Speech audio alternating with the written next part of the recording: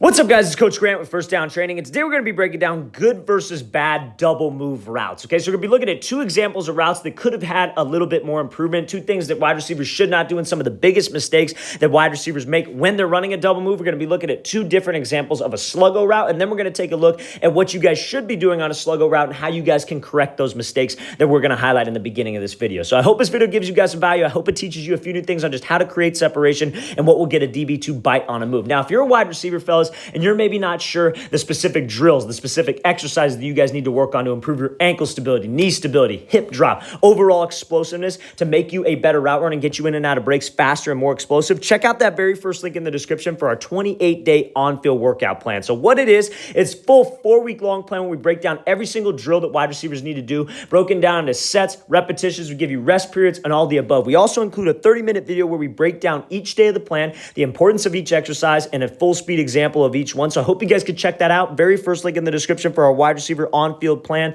Let's get started. So this route is what everybody saw the other day, and it's this kind of sluggo route here. Great play by the DB. Great job staying disciplined. But again, a lot of the times it's about what the receiver does wrong and not necessarily what the DB does right? So now the number one thing anytime you guys are selling a double move is that you got to sell with your upper half. Your eyes have to peek back to the ball, but that's not the most important thing. It's just your upper half is what sells the route. It's not how far you can step with your feet. It's not how long you can exaggerate this cut. What this DB should be watching is he should be watching my hips. So that's what I got to sell for. So the mistake that this receiver made, obviously, and I think a lot of people could tell this, is when he went to this slant portion, you see how slow this cut is, how far he's reaching out with this cut. Yeah, his hips and shoulders are there, but he's slowing everything down by reaching super far outside of his frame. That's what's going to get a DB to sit right there, especially a disciplined DB. I don't even think a bad DB would jump on this type of a move simply because it's just a little bit too slow, right? Obviously, this receiver's in the NFL. I think this was just a bad rep. I obviously think this guy's a very talented dude. I think just this is one rep that we can all learn from because so many receivers make this mistake where they reach out for the break. And it's not about reaching, right? You guys got to understand a DB ain't looking at your feet. So no matter how far you reach, he still won't be looking there. So the only thing that reaching does when you reach out on a break and you reach for the third step of like maybe a sluggo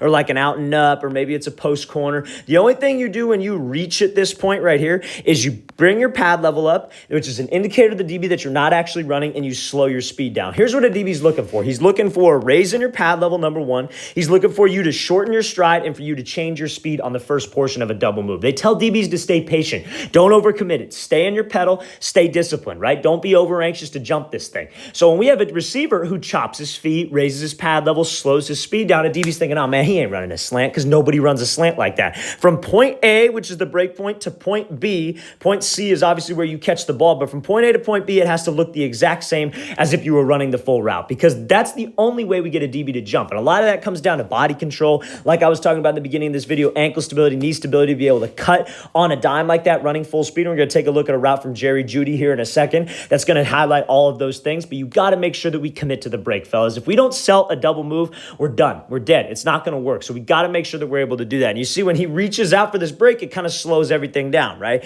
He doesn't really necessarily pop that foot. He kind of pops up on this thing. He doesn't have much explosion to the outside simply because it wasn't as explosive of a cut. So you got to make sure as a wide receiver, fellas, you guys are committed to the first portion of a double move. You're actually selling this route and you're not reaching out. That's the number one thing that guys do is that they'll reach on the double move, pop their pad level up, they slow their speed down, and a DB is going to get right back and sit over the top of this thing, and we're going to get no separation. So make sure we don't do that. Let's watch the thing again, full speed right here from this receiver. He does a good job of getting the DB to open up his gate. If you were running a sluggo versus man coverage, this is exactly how you would do it. You take a diamond release, try to get him to turn his hips, run this slant, hopefully he speed turns, and then I slip back to the outside. But if we don't sell it, if I don't have speed to the slant, I'm not going to get anything. And this is built a couple times off that slant. So you've got to make sure that you make your routes look the exact same. Let's watch it again, full speed one more time. Just make sure that we don't reach. Make sure it's a sudden break point to really get this DB to commit. Now, let's take a look at the next mistake that wide receivers make is that they don't sell this thing hard enough down the angle, right? So what they'll do here is, so this receiver, a sluggo is supposed to be three steps, then up, right? So when we don't take 3 steps on the slant, it shortens the actual slant portion of this route that I need to go, which is what makes a DB jump on this thing, right? So let's talk about it. So when this receiver goes off, he goes one, breaks off that inside foot. He kind of rounds this slant. Now this DB needs to be a little bit more disciplined because he needs to commit to this slant just a little bit more. If you guys don't take a full 3 steps, a good DB is going to sit, right? A disciplined DB is going to sit on this. Yeah, I think it was just a bad rep by this DB. I get it. Everybody has a bad rep. Right? I'm not trying to knock on this guy's playing at the highest level of college football, But just as a receiver's perspective, I got to be able to break off of this outside foot, because when I go one more step and I step with that left foot, that step right there creates explosion. And it actually looks like a 3-step slant. It doesn't look like a lazy rounded slant where you're rounding both cuts. You really cut off that third step, you push off that third step to really give you that speed and really give you that explosion on the slant portion of the route. If you guys are slow into the slant, you're not actually going to get in full stride. Now check this out. He only takes about 2 steps, right? So he goes here, 1, 2, 3. And you see how he's not even going down the slant portion of the route. Where did he start his route from, right? He started his route from right here. So now let's take a look at where he makes this break. He makes the break about the same spot he started. He didn't really sell anything down that slant portion of the route. We want to be, instead of being here, I want to be about here. I want to be approaching that hash, because that's really going to get that DB to commit. If I close the space with him, if I try to step on his toes and then I take 3 hard steps on this slant, DB's going to shoot down because it looks like an actual slant, fellas. Again, whole point of a double move is making it look like the first move, but you got to know the specific things to be able to do that. Now, I'm not saying the break was bad. I'm not saying he wasn't sudden. I'm not saying he didn't commit his hips and his shoulders, but as a DB, what they're looking for a guy to shorten his stride, which we did, and for a guy to be slow, which we were, because we didn't have explosion off of that third step off of the slant. So you got to make sure as a wide receiver, we do the little things right, fellas. If it's a sluggo route, there are sometimes you could run a sluggo route off of a 1-step slant. I get it, but you got to take 1 step. You can't just round off into it. You got to make sure that you have a break to really push you, to really accelerate you, and give you that speed down the line. I cannot stress it enough. Your speed and your body language are the 2 things that get you separation. Whether it's like a comeback route or whether it's a sluggo route. If it were a comeback route right here to this break point, you got to have speed, you got to commit your hips and your shoulders, and you use your hips to change direction. On a sluggo route, you got to have speed coming off of that third step to accelerate, and you got to be in stride, you got to commit with your body language, and the suddenness of that cut is what changes direction for you. So it's all the same, fellas. The routes may differ, the routes may change, but the breaks will stay the same, and the technique behind the position always stays the same. Let's watch the thing again, full speed one more time. Just make sure that we don't round our cuts and we don't have choppy steps, and we can actually sell this route, fellas. All right, fellas, so if you're a wide receiver, quarterback, whoever's watching this, if you play football in general and you want to get bigger, you want to get stronger, check out that second link in the description below for our new sponsor, A&G Labs. So what it is they have a line of pre-workout supplements and protein powder supplements to help you guys put on muscle mass, to help you guys put on lean muscle, give you more strength in the gym, and all the above. So if you guys are looking for a great pre-workout or protein powder, use the promo code FIRST15 for 15% off your first order. If you check out that second link in the description below, fellas, really great supplements. I've been on them for the last couple months. I've seen a ton of gains that I've made in the gym, on the field, just being able to have a little bit more energy with your workouts and longer endurance with your workouts. So if you guys want to get bigger, stronger, faster, check out that very first link, or the second link in the description below, fellas. Hope you guys could check that out. Let's get back to this video. So number one thing here on this sluggo we're looking at from Jerry Jeudy is I want you to see how he's able to burst off of this third step and how he's able to accelerate on 3 steps towards the slant. So let's watch it right here. So bam, 3. And you see how much he's able to commit, how much explosion he's able to get simply because of how well he sold this route. So let's talk about it here. So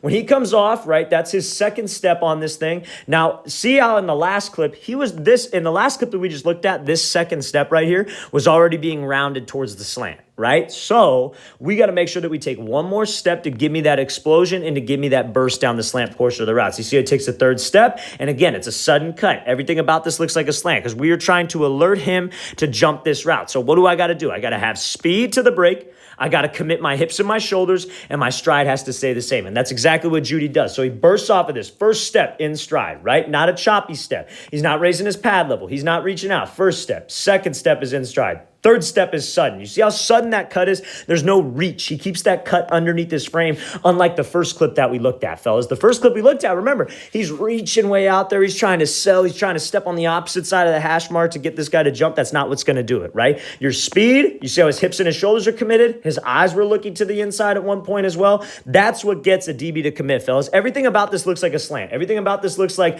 a slant, like flat concept where this guy drives, we're hitting this thing right in the window. He wants to commit on it because I actually sold with my speed, I actually sold with my stride, and I actually committed my body language down the middle of this thing, okay? So compare these two. Compare the bad examples to the good examples, right? Something that you could do if you're a wide receiver, check out the plays like on a DB Instagram, for example. We just started a DB page called First Down DBs on Instagram, TikTok, and YouTube. Check out the clips on there. See what the wide receivers are doing wrong. That's how you should be studying this stuff. And then you can check out some of the clips that we post, some of the stuff that we talk about about and compare and contrast the two. Okay, hey, why did this thing work? Why did this route not work? Why did the DB play this good? What could he have done better? Those are the games that you have to play with yourself to be able to understand the entire nuances of this game and understand what works and what doesn't, right? Because again, if we just constantly are watching good film, it's tough to sometimes differentiate the bad film, or just maybe we don't talk about it, right? I try to do a good job of talking about the mistakes that guys make a lot and then showing you guys a good example of the route. Even if I don't have an example of the bad, even if I don't have a video example of the bad things that wide receivers do,